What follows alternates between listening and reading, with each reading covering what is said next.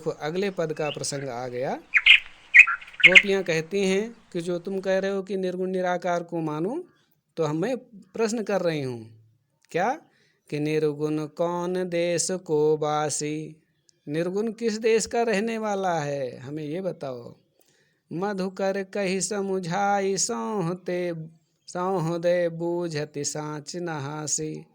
हे मधुकर, हे भ्रमर, भ्रमर यहाँ मधुकर शब्द का प्रयोग इसलिए हुआ है, मधुकर माने भ्रमर, भंवरा भन भन भन भन एक पुष्प पर लगाए रहता है, जब तक मकरंद रस का आस्वादन कर नहीं लेता है, निस्तेज नहीं पुष्प को कर देता है, तब तक नहीं जाता है।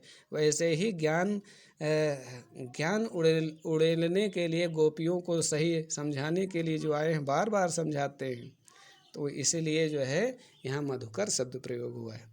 तो मधुकर कही समुझाई सौह दे, हे मधुकर, हे भ्रमर, हमको तुम्हारी सौगंध है, हमें समझाओ। बूझत साँच न हंसी, मैं सच सच पूछ रही हूँ, हंसी नहीं कर रही हूँ, सच बताना। को है जनक, कौन है जननी, कौन नारी को दासी। पिता कौन है तुम्हारे निराकार ईश्वर का, और माता कौन है, उसकी पत्नी का क्या नाम है, उसकी नौकरानी दासी कौन है। कैसो वर्ण भेष है कैसो, उसका वर्ण कैसा है और वेशभूषा कैसे है। कि रस में अभिलाषी, कौन से रस का मैं आस्वादन करूं, कौन से रस को जानूं कि वो वीर रस वाला है कि क्रोध रस वाला है कि करुण रस वाला है कि वात्सल्य रस, कौन सा रस है, किस रस का मैं अनुभव करूं। पाओगे पावेंगो पुनि कियो आपनो जोरे करेंगो गासी। यदि तुमने गलत गलत बताया तो तुम अपनी करनी का फल स्वयं ही पाओगे। सुनत मौन होए रहो बावरो, सूर सबय मति नासी। सूरदास जी कहते हैं कि ऐसा सुन कर के बावरे पगले से बावरे और पगले से उद्धव जी वहाँ पर सुन करके स्तंभित रह गए। इस तरीके से यह पद भी पूर्ण हुआ। आइए चलते हैं, एक पद और बचा है। कहते हैं कि जब थक हार गए तो चुप उनके अंदर भक्ति जाग गई। उद्धव जी को जो है गोपियों ने भक्ति का पाठ पढ़ाया, और वो जो है ब्रजरज में लौट लौट करके रत्नाकर जी ने तो कहा कि जो है इतनी सुंदर रचना कर दे कि यदि मैं जो है भगवान को ये बताना ना होता तो मैं इस यमुना नदी के किनारे झोपड़ी बना कर रहता और इन गोपियों के चरणों की धूलि को अपने मस्तक पर लगा लेता।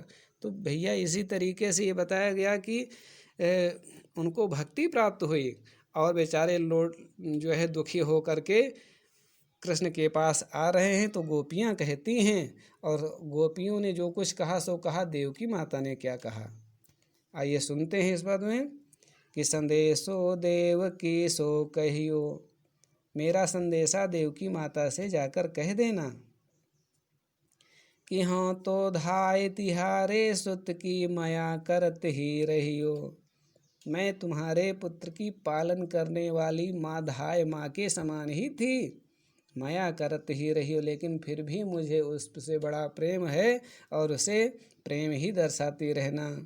यद्यपि टेव तुम जानती उनकी, यद्यपि तुम उनकी टेक को, तुम उनकी जिद को जानती हो, तदपि तऊ मोह कही आवे, फिर भी मुझे कहना आ रहा है, क्योंकि मैंने उनके साथ समय ज़्यादा, उस कन्हैया के साथ मेरा समय ज़्यादा व्यतीत हुआ है, मैं उसके गुण और लक्षणों को जानती हूँ, इसलिए कहना आ रहा है। कि प्रात होत मेरे लाल लड़े ते माखन रोटी भावे, प्रातः होते ही मेरे लाडले कृष्ण को माखन रोटी बहुत अच्छा लगता है। तेल उपटनो अरुता तो जलता ही देख भजी जाते, तेल उपटन आदि को देख करके कन्हैया तुरंत भाग जाते कि अभी जो है नहाना भी पड़ेगा, अभी तेल भी लगाना पड़ेगा, अभी माता जी हमको अनेक प्रकार से तैयार करेंगी, सुसज्जित करेंगी।